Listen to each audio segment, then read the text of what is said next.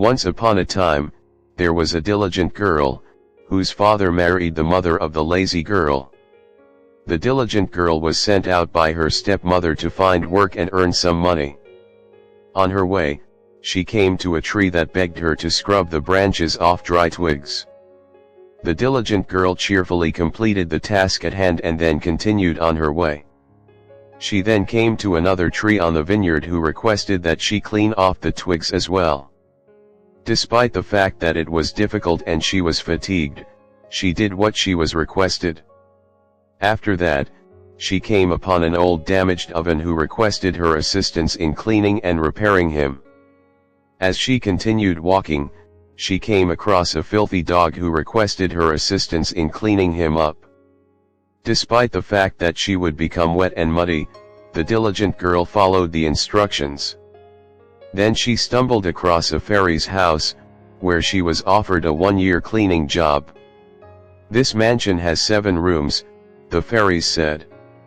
"You must clean 6 of them, and you must never enter the 7th, she added. The diligent girl followed the instructions. After the end of the year, she told the fairies she wanted to return home. The fairies unlocked the 7th chamber, which was brimming with gold and silver. She was advised to sleep on top of the gold and silver by the fairy. Anything that clung to her garment is now hers as compensation for her year of toil. This was her reward for completing her tasks every time the fairies gave her an order. Her body was covered with gold and silver coins. When she awoke, she said her goodbyes to her fairy bosses and began her trek back home. When she got to the river, she ran into the dog she had previously assisted in cleaning. The dog brought her to a treasure chest full of stones and jewelry. The dog instructed her to assist herself to the jewels, taking as much as she desired. The diligent girl took care of herself and went about her business. The well then approached her and invited her to assist herself to some fresh water. She did so because she was thirsty. She then continued on her way. She then ran into an old acquaintance, the now repaired oven, who gave her some wonderful freshly made bread. The diligent girl helped herself to the beautiful bread since she was hungry and then proceeded on her way. She then came across a tree that had produced some lovely crisp apples. She accepted the tree's invitation to assist herself and ate some of the delectable fruits while taking some home with her. Girl carefully cleaned the vineyard. She arrived at her residence quickly. "The mistress is home," said the house rooster. "Look at all the diamonds and money she has with her." This enraged her stepmother, who claimed that her filthy work might bring her more money. The mother told her daughter to go out and get a job so she could make a lot of money. The lazy girl went out looking for employment and discovered the ancient tree, which was now completely dry. The ancient tree urged her to wipe off the dry twigs, just like it asked the diligent girl. The lazy girl rejected the dried old tree's cries and strolled forward.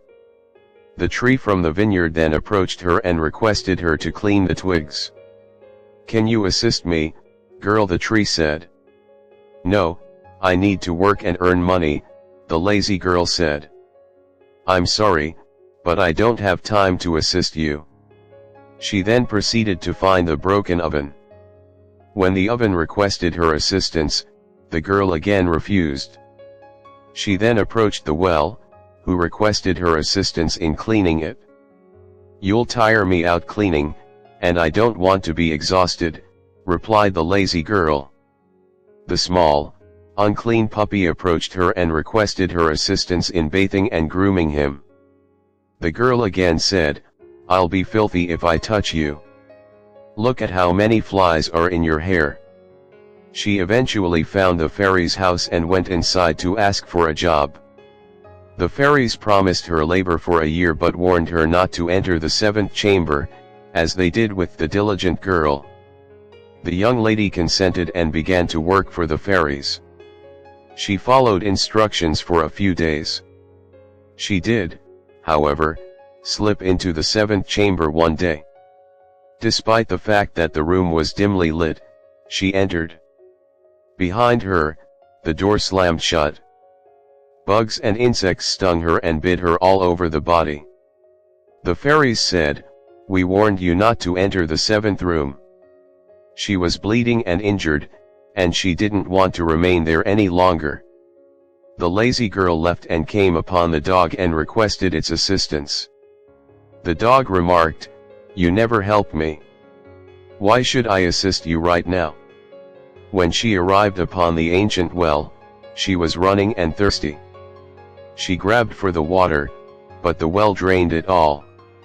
"When I sought for your assistance, you refused," it stated.